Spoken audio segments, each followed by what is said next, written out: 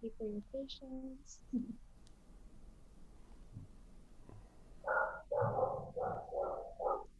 All right, well, we are now live. So thank you everyone for coming out tonight. We're here with Robert Child to discuss his book, Immortal. We are so thankful for him to come out tonight. We hope everyone's staying safe and happy during this crazy time. I'm gonna go ahead and introduce our author and read a bit about the book that we're discussing tonight. So Robert Child is a military history writer and director. Besides his co-authored book, The Lost 11 with Denise George, he has published 9 other nonfiction military history titles and military thrillers over the past 8 years. Robert has garnered more than 26 writing and directing awards, including an Emmy nomination. He hosts the weekly military history podcast, Point of the Spear, which is available on all major platforms. He's here tonight to discuss Immortal Valor. The remarkable story of the 7 African-American soldiers ultimately rewarded the World War II Medal of Honor in the 50-year campaign to deny them their recognition. In 1945, when Congress began reviewing the record of the most conspicuous acts of courage by American soldiers during World War II, they recommended awarding the Medal of Honor to 432 recipients. Despite the fact that more than 1 million African Americans served, not a single Black soldier received the Medal of Honor. The omission remained on the record for over four decades. But recent historical investigations have brought to light some of the extraordinary acts of valor performed by Black soldiers during the war. Men like Vernon Baker, who single-handedly eliminated 3 enemy machine guns, an observation post, and a German dugout, or Sergeant Reuben Rivers, who spearheaded his tank's unit advance against fierce German resistance for 3 days, despite being grievously wounded. Meanwhile, Lieutenant Charles Thomas led his platoon to capture a strategically vital village on the Siegfried Line of 1944, despite losing half of his men and suffering a number of wounds himself. Ultimately, in 1993, a U.S. Army commission determined that 7 men, including Baker, Rivers, and Thomas, had been denied the Army's highest awards simply due to racial discrimination. In 1997, more than 50 years after the war, President Clinton finally awarded the Medal of Honor to these 7 heroes, sadly all but one posthumously. These are their stories. Robert, thank you again for writing this book, for coming out tonight and speaking to our audience. I'm going to go ahead and hand it over to you to do a quick reading. Great, thank you, Kristen, and thank you for having me on tonight. And that was a lot to read there that you got through. And I selected a portion from the introduction to the book, and I have it on the screen here, so it's nice and big and I can read it. So here we go. The lateness in awarding the nation's highest military honor to World War I African American soldiers is shocking enough, but it was in what many consider America's greatest war, fought by America's greatest generation, that systematic racism within the military delayed and almost denied deserving African Americans from receiving the country's highest award for bravery. Out of nearly 500 medals of honor awarded for conspicuous gallant action during World War II, only 7 Black Americans have received the award, the men whom you will meet in this book. This minute number of recipients is in stark contrast to the more than 1 million African Americans who served and a total of 16 million Americans in uniform during the war. Yet sadly, this is not surprising given the world Black Americans grew up in prior to World War II. Despite the inequalities that still exist in modern America, the United States during this time was one that was difficult to recognize today. Many Black families in the South were only a few generations away from being former slaves. Black soldiers who served in the war knew only segregation from the white population, and of course segregation inherently meant inequality. Schools for Black children were consistently underfunded compared to schools for white children. Access to the voting booth was also significantly curtailed for Black citizens, both officially and with the institution of poll taxes and literacy requirements, and unofficially with widespread intimidation of potential Black voters. Segregation had become so prevailing that it was ingrained in society, and this carried over into the military. Despite this, hundreds of thousands of African Americans would clamor to serve in America's hour of need. Initially, black Americans were restricted to service in rear echelon roles. This would ultimately change in late 1944, but no service was without risk. Many young black men, however, began to ask the question that needed to be asked: should I sacrifice to live half American? James G. Thompson, a black soldier from Kansas, asked that exact question in a letter to the Pittsburgh Courier newspaper in late January 1942, which became the catalyst for the Double V campaign, which meant victory abroad and victory at home. Victory at home, of course, meant equality and full citizenship after the war for the sacrifice asked of African Americans. And that's a portion of the introduction. Awesome. Thank you so much for reading that. I'm excited to kind of discuss this book with you.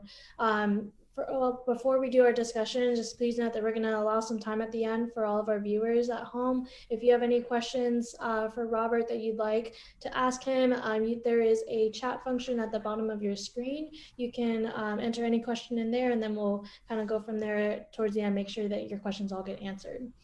So Robert, how did you get into writing military history? I saw you've been doing over 20 projects, so that's quite a few projects on that subject. So what got you into writing military history specifically?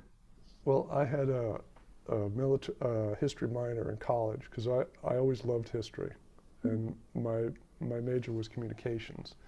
And I spent over 20 years in television doing a lot of different shows, but then I started to do my own projects. And what drew me was military history. And I think the catalyst was I went to my first Civil War reenactment. I didn't even know they existed. But I went to a Civil War reenactment 20 years ago. That's quite a in and of itself. Yeah, yeah. And I said, wow, this is great. There's a battle happening right in front of me. And I said, this is wonderful. So I decided to do a film, write into a film called Gettysburg, The Boys in Blue and Gray, which was based on Gettysburg, obviously. And I sold it to PBS 20 years ago, and it's still in the PBS catalog, which is amazing. But that started me off doing military history films and books, year 2000, yeah. Awesome. What has been your favorite project throughout all those times? I know it's so maybe like top 3. Unfair question. I think that's tough. Top 3 is probably obviously my current book, Immortal Valor. Yeah. And it's very close to my heart. Other 2 would probably be The Weareth 11, which was the film I did for National Geographic that became The Lost 11, co-written with Denise George.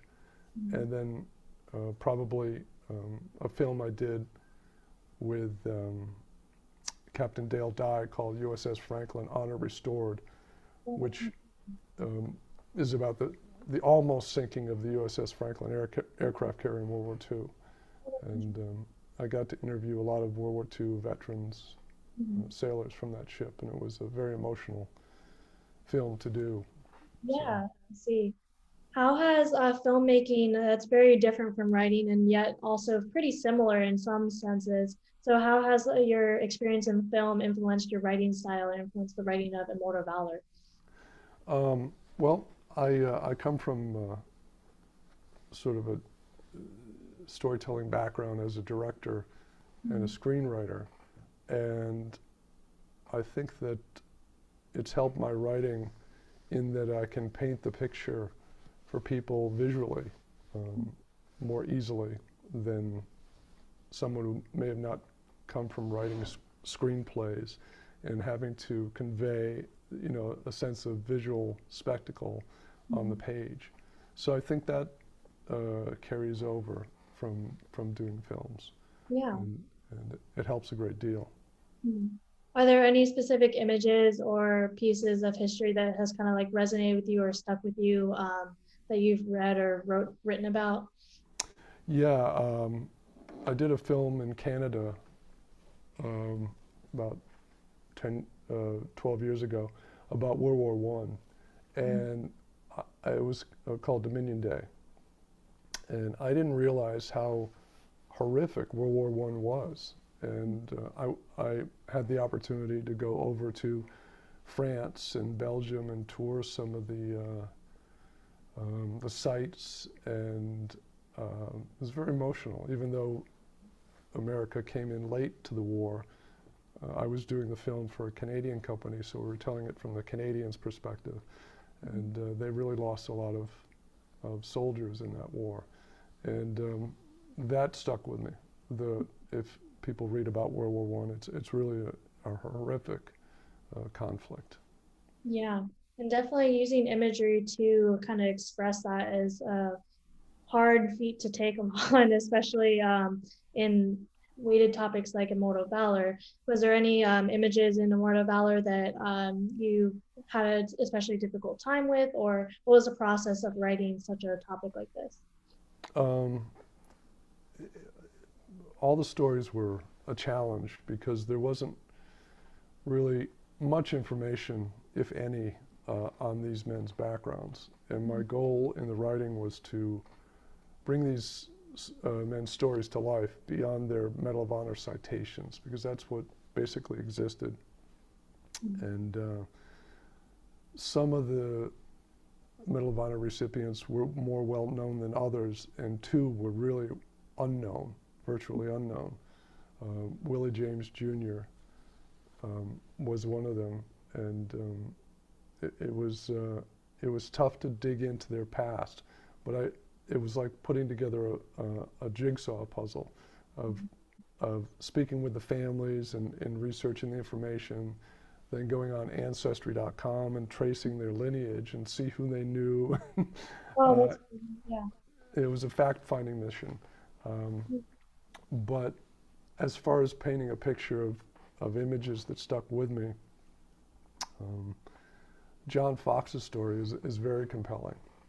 And I closed the book with John Fox's story. He was a forward observer for an artillery company in the 366th Infantry in Italy. And he was in a small town at the top of a mountain in a tower, a stone tower. And he was calling in the artillery to the surrounding area where they were stationed, his unit. And unexpectedly, the day after Christmas, 1944, the Germans surrounded his town and attacked from almost 3 directions. And they were overrun. And he had been calling in artillery strikes around the area, and he couldn't call in the artillery on his own men until it became just overwhelming. So he decided to call an artillery strike in on his own position, which was incredible because when he called back the coordinates of his position, his commander questioned him, "Are you sure that's your position?" And he said, "I know, it's my position, but there's more of them than there are of us." He said, "Fire it." So they fired artillery salvos down on his position, and he was killed in that an artillery strike. Wow, that's a great story. Yeah. Was there any other? So I know that there are 11 stories in this book, correct? 7. 7. Sorry, 11 was the other number. Yeah, that's the other book. Yeah. So the 7 was. How long did that research take to dig into 7 different lives? How long was this project? It was over a year. Over a year. Yeah, from the pitch Yeah. to the writing, and other stories that stand out. I don't want to single out any person. I mean, I just singled out John Fox. Yeah. Well, he was that bookend. Yeah. But the soldier that graces our cover. I got the book right here. This guy. He's Sergeant Edward Carter, and he was an amazing soldier that, uh, like a lot of soldiers, was relegated to service duty in World War II. And he kept petitioning for combat duty and was refused. And with Eisenhower's decision in late 1944, after the Battle of the Bulge, to invite, let me put it that way, invite black soldiers into combat, he was approved and trained and joined the 12th Armored Division and went into Germany when they crossed the border. And his Medal of Honor action was incredible. He was riding in with his patrol through territory that had not been cleared, really even scouted. And his convoy traveling down a road was attacked by German artillery and machine guns from a hidden place 150 yards off the road. And they were pinned down, they couldn't go anywhere. So he volunteered with three other soldiers, and he brought these men across the road, and he decided to take the position. He was confident he could take it. The two of the other soldiers were killed trying to attack this position, and he was shot in the end 9 times. He had 9 bullet wounds, but he was able to get up close enough to the position, the Germans' position, to kind of lay low. They thought they had killed him. They thought that he was dead, but he laid low for 2 hours. And after the 2 hours, the Germans, who were hidden in this warehouse area, sent out a patrol. And he had practiced his maneuver to get up and shoot these German soldiers in his mind. And when they arrived and they called, American, he jumped up and took out 6 of them and took the other 2 prisoner. And the way he took them prisoner is, mind you, he's wounded with 9 bullet wounds. He put 1 in front of him and 1 behind him, and he walked back 150 yards to the road. Oh my goodness. Not only did he take these prisoners in, but he knew German from his upbringing in China. So he was able to interrogate them in German about what was down the road unexplored. And these Germans were able to provide intelligence which spared the convoy, further bloodshed. They were able to take the towns. And that's a pretty amazing story. That is an amazing story. That's pretty crazy. Yeah. Is that what kind of drew you to this book in specifically? I'm sure storytelling is always amazing, and then picking out which stories to tell is probably really hard. So how did you choose like this project to take on next? Well, I had done the Lost 11 book and the Worth 11 film I mentioned, and digging into that, I really found that there were so many African American stories from World War II that were untold, and I normally call it a treasure trove of stories because they really are untold. There's some amazing stories out there, and I said, well, I want to follow up on the Lost 11, and I'd like to tell more stories about African Americans in World War II, and it seemed like the natural move to select these 7 amazing heroes to tell their stories. And as I said earlier, I set the bar high because their stories really hadn't been told. Yeah, exactly. There were a couple books out, but which were helpful, but none of these men's stories were really out. I mean, as far as where they grew up, their environment, what their dreams were, what they wanted to do after the war. So each story in the book, each of the 7 stories, is a journey. And you kind of take a journey with each man.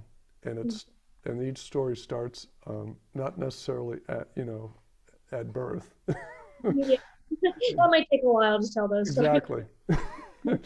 But it starts at a turning point in their lives. So you join their story in the beginning of their journey at their first turning point.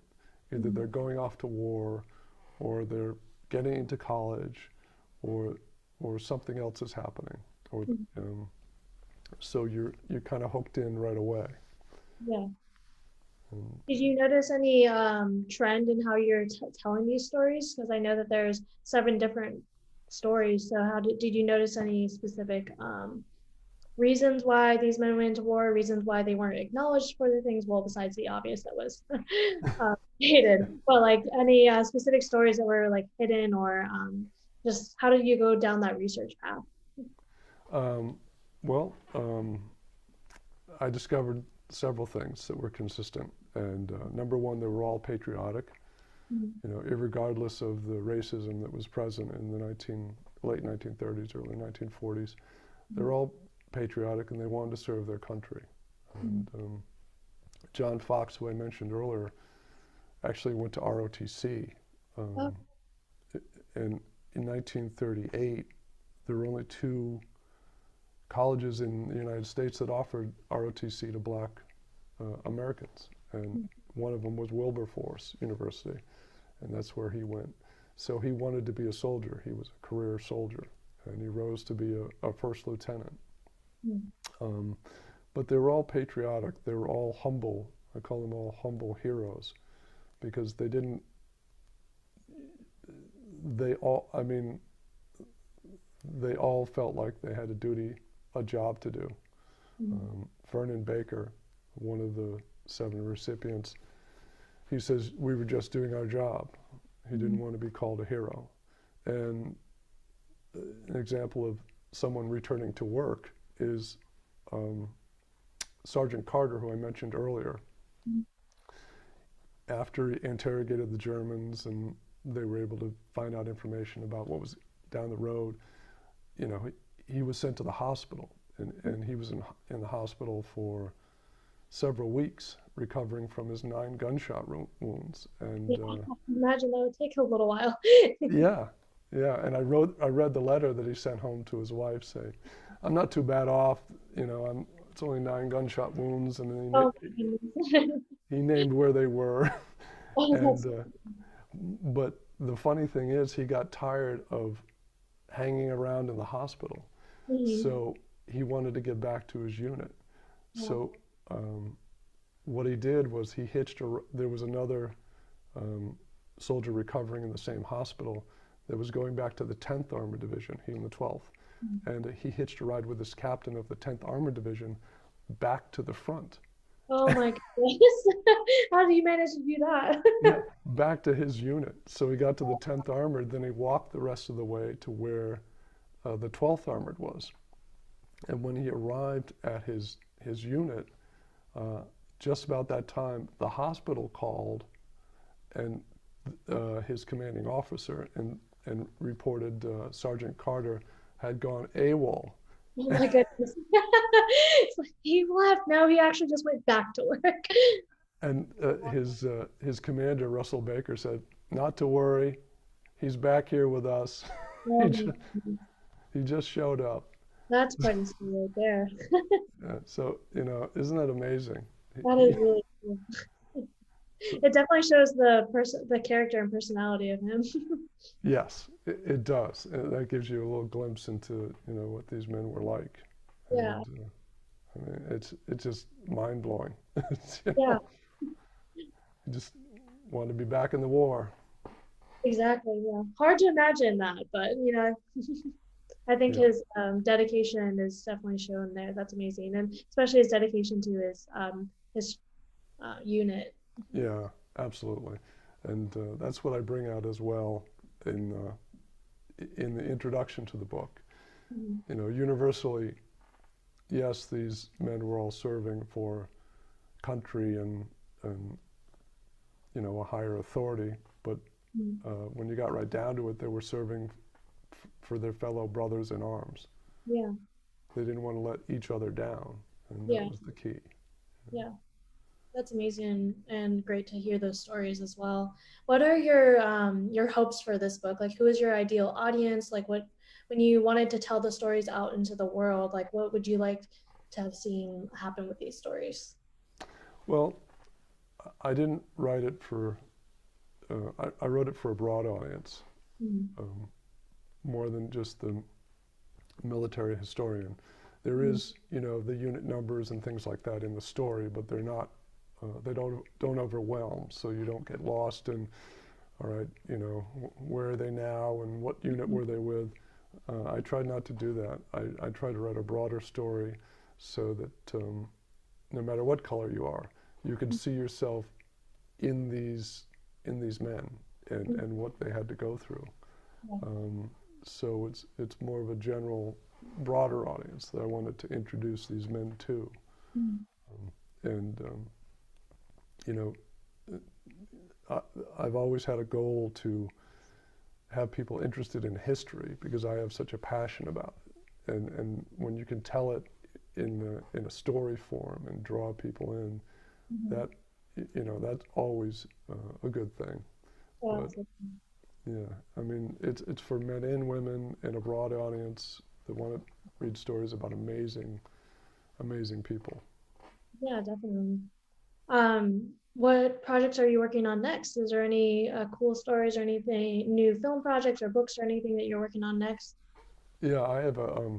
I don't want to give too many details away because you never know. But I have a project with my agent on one of the little known aspects of one of our founding fathers in America and what he did. So I'm sticking with American history. Yeah. And as far as film projects, you never know what comes about. I wrote the screenplay for The Lost 11. Um, Really?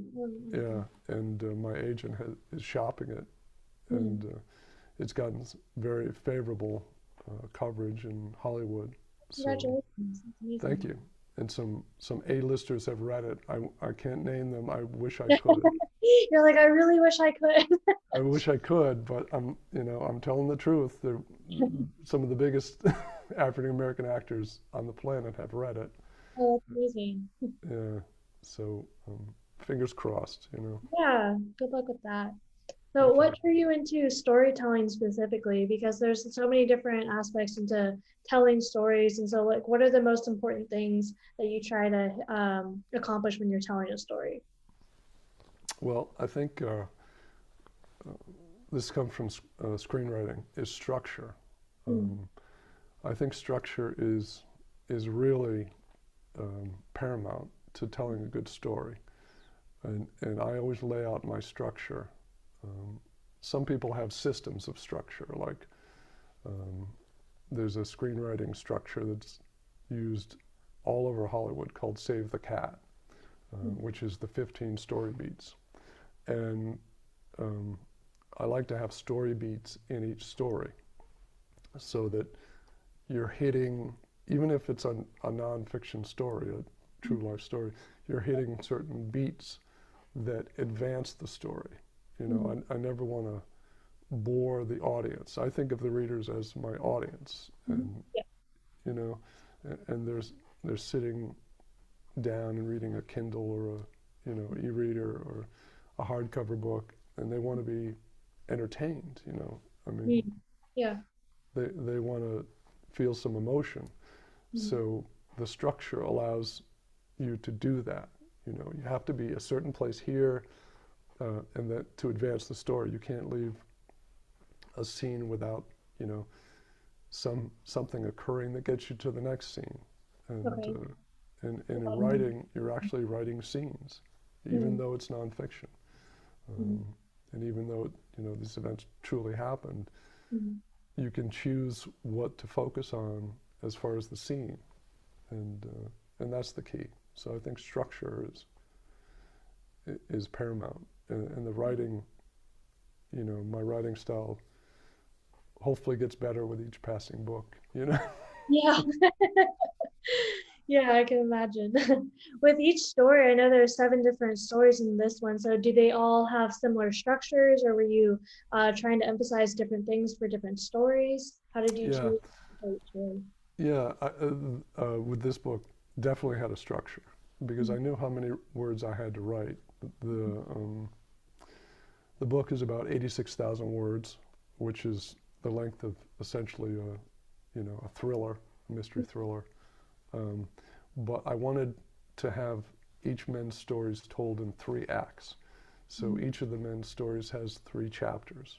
So I Mhm. looked at it as 3 acts, and I knew how many words I had to write for each act in each man. And the two uh, Medal of Honor recipients that didn't have much information on them, George Watson and Willie James Jr., I really had to focus um, strongly on those stories because I wanted them to be at the level of, say, a Sergeant Carter, who I just explained, and in a John Fox story. I wanted their stories to be on an even playing field with the other stories because they weren't well known. Mhm. So they took more work to keep them at all the same level of quality. Okay, yeah. Um, and so it was, I don't know, a scientific approach or, Yeah. you know, Yeah. structure first, you That's know. really Yeah, that's really neat. So when you're planning your books, or when you're planning writing your stories, do you outline them first and then go and write, or do you just kind of wait for the inspiration to strike, or are you a Yeah, plotter, I guess? I've tried that. I've tried outlining, Mhm. and what I mentioned before, that screenwriting story structure called Save the Cat with the 15 story beats Mhm. um, helps, but I kind of have a general idea of where I want to get to in by what word count. So, Yeah. you know, that's kind of my structure. Yeah. And I'll read it over again, and if I'm bored, reading it, or Mhm. if something isn't advancing the story, I will change it. Mhm. I'll emphasize something else. Yeah. Um, so I don't normally outline. I know people swear by it, but That's okay, whatever works for you. Was writing the book fun? Like, what was probably one of the most fun stories that you're able to tell, or the ones that you were the most entertained by, as you're writing them? um, I think uh, surprisingly, uh, one of the little known Medal of Honor recipients, George Watson, um, he he grew up in Mississippi, in a town called Starkville, Mississippi, and he ended up saving. Well, I'll tell you what he did as a Medal of Honor action after I tell you what was fun about it, and you might think it's odd, Context and everything. Okay. but his story is little known, very little known. I mean, if you look up George Watson before this book, you go, I don't really know who this guy is. Yeah. What did he do? Who's George Watson? There's only one photograph of him that Cool. exists. And Willie James Jr., the other soldier who is not as well known, there are no photographs of him. There's a drawing. But Oh, George Watson grew up in Starkville, Mississippi, and I was looking for a way to kind of catapult readers into his story. And I looked up Starkville, what was happening, when he was born and what was going on. And unbelievably, when he was 1.5 in Starkville, there was a public hanging of, of 2 black criminals in town. mhm. And it was attended by 5,000 people in Starkville. They, Mhm. they came from everywhere. This, Wow. they called it Black Friday. And they called it Black Friday because, these men were criminals, they were murderers, but there were 4 black men being hanged in Alabama, and there were 4 black men being uh, hanged in Mississippi, where George Watson was in Starkville. Mhm. So they had a public hanging where people came out and had a picnic, and There was concessions sold.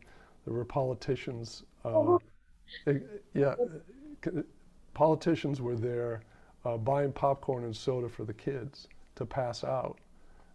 So I start out that chapter, Picnic at a Hanging, because George Watson is only a mile and a half away, sleeping in his crib as this public hanging is taking place.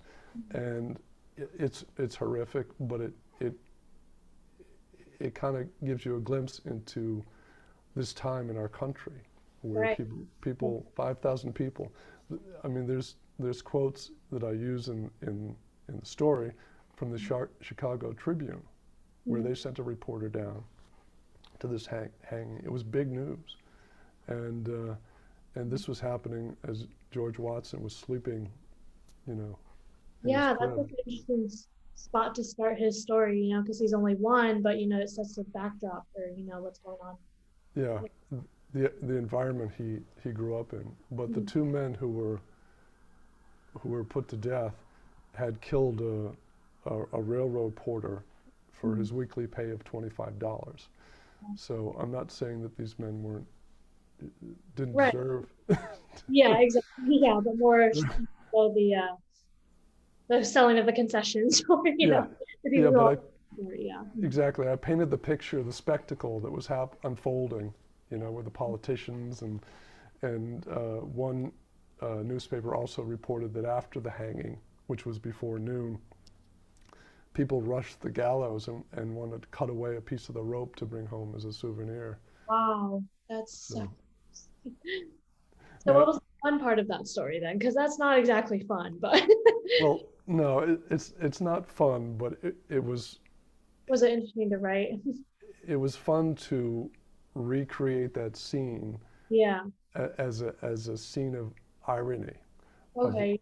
Yeah. Yeah. and place the readers back in that time in this country. It was 1915 Mhm. to realize how far we've come Yeah. as a human species. Right. Absolutely. So that's what was fun about it. I Yeah. mean, um, you know, Yeah. Recreating the spectacle. Yeah. Absolutely. Yeah. yeah, it was fun writing and recreating the spectacle and the irony of what was happening. And I named the chapter "Picnic at a Hanging." Yeah. Oh goodness. So Um, I wanted people to look at it and go, "Picnic at a hanging." What yeah. is Exactly. Like, huh? what? Okay. Yeah. Yeah. So I wanted to shock people a little bit. Um, Definitely a good shock factor. yeah. Well, if you could sell Immortal Valor in just one sentence, like what was your pitch for writing this book, and then what would be your pitch to the readers who haven't, or to the customers who haven't quite read it yet? My pitch. Well, my proposal was 50 pages long Okay, to, well, to my agent. now cut it down to one sentence. It's my challenge for you. Yeah, so you reduce 50 pages of a pitch down to a sentence. And it was a pitch why people should pick up this book, or pitch of why I wrote the book. Let's do both. My pitch, the reason I wrote the book is because it had never been done. And I like to do things, all my stories, almost all of the films I've done and the books I've done are stories that have not been told, or an aspect of a story that had not been told. Like I did a film with Hal Holbrook called Silent Wings about the American glider pilots in World War II. Right. Majority of people don't know that there were glider pilots, American glider pilots in World War Yeah. II. Like, wait, hold on, what? Yeah, glider pilots, And Walter Cronkite rode in on a glider into Market Yeah. Garden. Yeah, So, definitely. It's not commonly known. yeah, little known. So I like doing things that are, revealing and little known or unknown aspect of history. And this book, for me, it was, I don't know about these men. I want to know about these 7 immortal heroes. Mhm. And a book has never been done, or a story has never been told on these men. And it had never been done because it was so difficult. So, Yeah. so, so I set the bar high. I wanted I wanted to tell these stories and show readers who these men really were, and that's my pitch. That was my pitch for the book. And as far as my pitch for readers to pick it up and purchase it, I think you'll be really surprised that as you read the stories, you won't be able to put the book down. And I've had several reviewers say that to me in emails. They've written me that, well, they were going to only read a page or two and give me some comments, but they couldn't put the book down. They had to keep reading. Yeah, that's always a really good sign. Yeah, yeah. So I want people to be carried away and lose track of time and you know, and let the dog keep barking and Yeah. Yeah. you Um, know, that's a great reason to pick and up a so, book. you know, and turn off their phone and say, yeah, I'll get to that. No, I gotta read. I gotta finish this chapter. Stay up late at night with the flashlight or the book light. Exactly. Yeah, I'm in bed, you know, reading the book. So that's my pitch. That you'd be surprised that, you know, hopefully you'll be carried away by these stories and the sense of adventure that they, you know, they give you. Absolutely. Well, we have a couple of questions from our audience. One is from Daniel. He says, I believe the U.S. Navy restricted Black servicemen to non-combat roles like mess stewards. How was the Army's attitude different than that, allowing Black soldiers to take combat roles? Sure. As I mentioned earlier, in 1944, Eisenhower issued was really a letter, a recommendation, because after the Battle of the Bulge, they had a tough time finding white soldiers for replacement, as replacements for rifle companies. So they opened up the infantry ranks to Black soldiers who were serving in non-combat roles and rear echelon roles. And Sergeant Carter was doing that before he got into the infantry, and Willie James Jr. was in a service branch before doing service work before he got into combat. So I don't know why the Navy, especially in the Pacific, didn't do that, but it was a need in the European theater to replace white soldiers who were, were wounded or killed. Makes sense. Another question we have is, what are you currently reading right now? I'm reading a book by Dan Jones called History of the Templars. What's that about? It's about the Knights Templars in the 1200s, 1300s, and the Holy Wars and the Crusades, and I have a real interest in that time period. That's really neat. Another question is if you've ever taught history classes before. So I know that your minor was in history, you did your major in like film and communication, but have you ever considered teaching history, or is that ever an interest to you? I've given lectures on history. I've given lectures on my films, but I've never taught history. That would be fun. I would love to. That's something I'd love to do sometime. But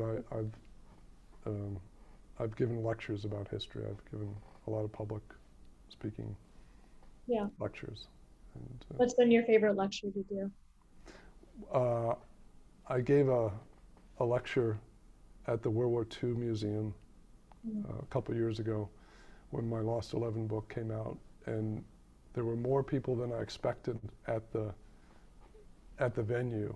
It was in their big Pacific pavilion, and it was actually live streamed on the web, so my kids got to see it back in North Carolina. So I really enjoyed that, and I had done the PowerPoint before it, so the PowerPoint worked. The video worked. Yeah, all the technical things worked. So That's always half the battle. Yeah, yeah, because that could kill a presentation faster than anything when your slides don't advance and, and your video doesn't play. Yeah. But I have a story about my most, I don't know, if I can set the scene, but if I wasn't prepared, I would have been scared to death doing this one particular talk about history in my films. Yeah. I gave a talk about, I gave a talk at the Solberry School up in Pennsylvania, Mhm. and I didn't really know what it was going to be about. I thought it was going to be in I don't know, a classroom or something like that. But I was taken into, I was taken into the gym, the basketball court, and they put a table on the whatever the center line in the middle of the basketball court. Then they pulled out the bleachers, and 300 Oh students my goodness, that's definitely flooded not. onto these bleachers, and I'm standing out there with my, my whatever laptop, you Mhm. know, facing 300, students like with their phones and looking at their watches, before, and like, boy, and I'm all alone out here, Oh my goodness. But um, they were great, and they were very attentive. But if I wasn't prepared, I would have been scared to death. Yeah, just how did you know how to be prepared for that? I guess just because you knew your topic so well, you're able to perform it or give it to, 10 people or 100 people, huh? Yeah, it was like what I did was I told a story to open up about I was at the Emmy Awards the evening before in New York, Mhm. and I was actually able to meet Morgan Freeman, Oh, no way.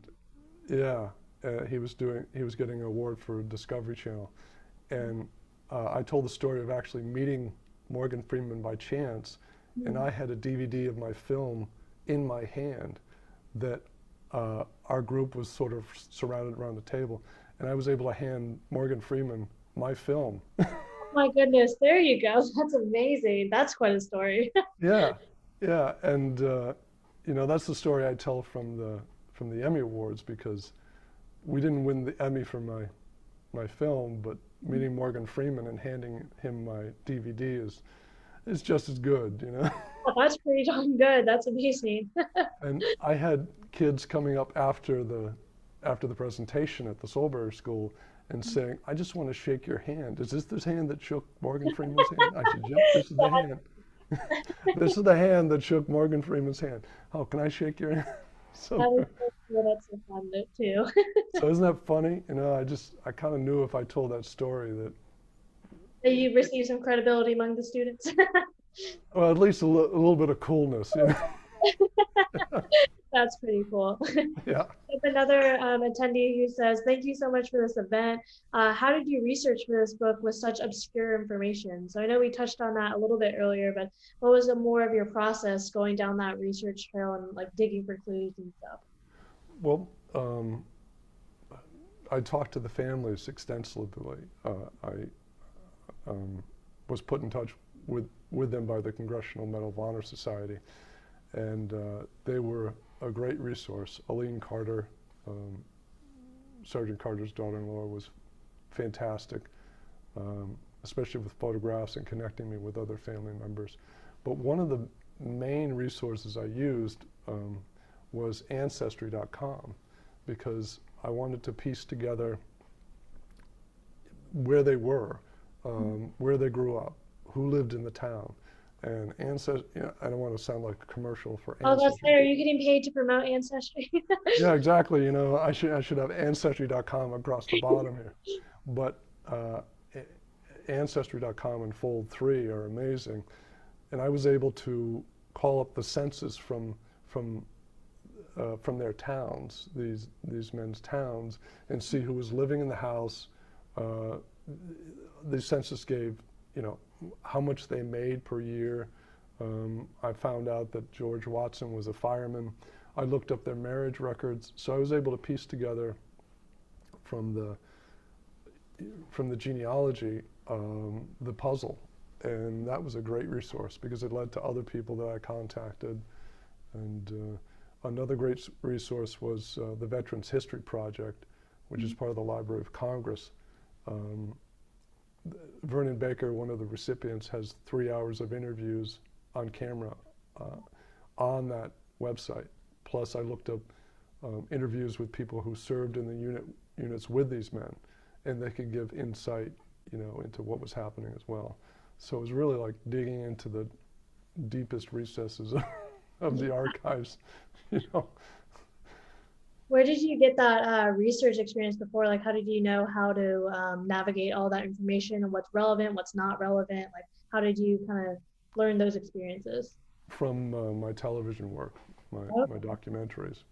Mm-hmm. If I hadn't had that experience producing documentaries and pulling archival material together and going to the National Archives in Maryland and College Park several times, I wouldn't have known where to begin. It would have been too overwhelming. Yeah. But it was from doing my television work that I was able to hit the ground running. Yeah. How much of your research do you say actually ends up in the book versus, contextual for your mind as you're telling the story? Like, how much actually ends up in the book? I'd say almost all the research I did that proved credible. Because when you're doing a historical project, quite likely you're going to have 3 sources that all disagree with one another. So, Yeah.